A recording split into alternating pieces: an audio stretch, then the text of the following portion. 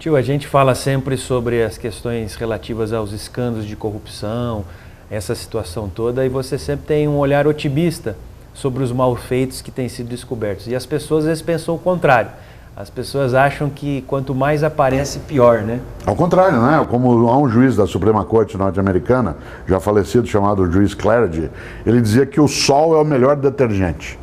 O sol é o melhor detergente. Se você quiser limpar alguma coisa, coloque no sol. E, portanto, ilumine. A melhor maneira de afastar fantasma é acender a luz. E nós temos hoje no Brasil uma situação que me dá o que eu chamo de uma alegria cívica. Nunca na nossa história nós tivemos a condição de olhar a cena de algo que era o que já existia, o que existiu e que a gente não quer que exista, que são subterrâneos podres no mundo da gestão pública e privada, que contaminam a nossa vida e vão produzindo a hemorragia da nossa capacidade coletiva de vida. Esse tipo de gangrena, ele precisa ser colocado às claras, para poder ser limpado, poder ser a asepsia nele feita e, se necessário, lancetar e fazer ali a sutura. Claro que tudo isso produz desconforto.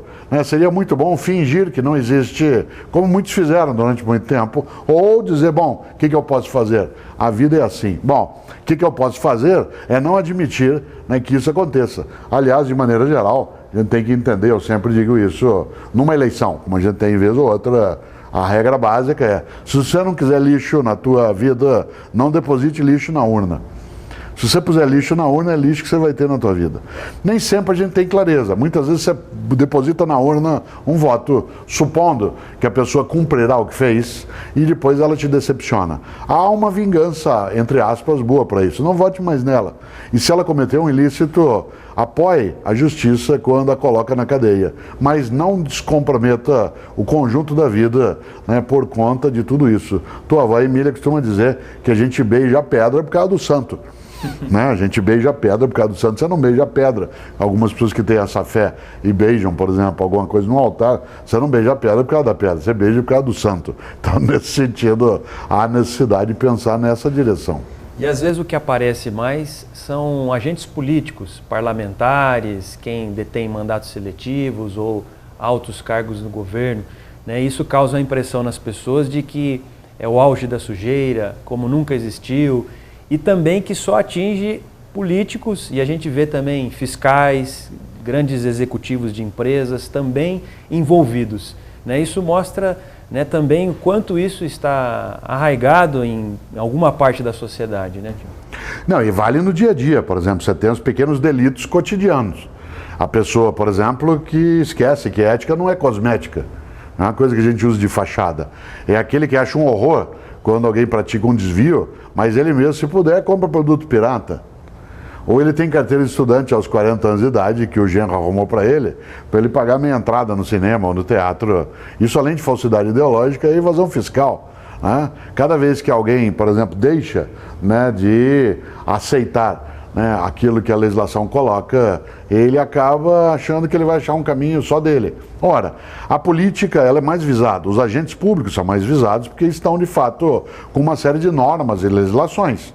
É mais fácil capturar o desvio com um agente público, inclusive porque hoje as normas fazem com que até a declaração dele de imposto de renda seja colocada no Diário Oficial ou em outras publicações. Por isso, há um nível, ainda bem, de transparência que é maior. Mas, cuidado, sempre a gente precisa cautela para não achar que então, bom, a gente diz, está vendo? O político é assim, mas o cidadão também é. Qual é a conclusão perigosa? Então vale tudo. Então é assim mesmo. Não, ao contrário. Se uma parte dos políticos assim o é e uma parte dos cidadãos também assim o é necessário que a gente não seja ninguém, nem no público, nem no privado. E alguns acham que isso é uma forma de dar um jeito, um jeitinho brasileiro, que pode ser bom, mas para muita coisa pode ser ruim. Pois é, aquilo que é jeitinho seria um modo de ser mais flexível. A flexibilidade é diferente da volubilidade.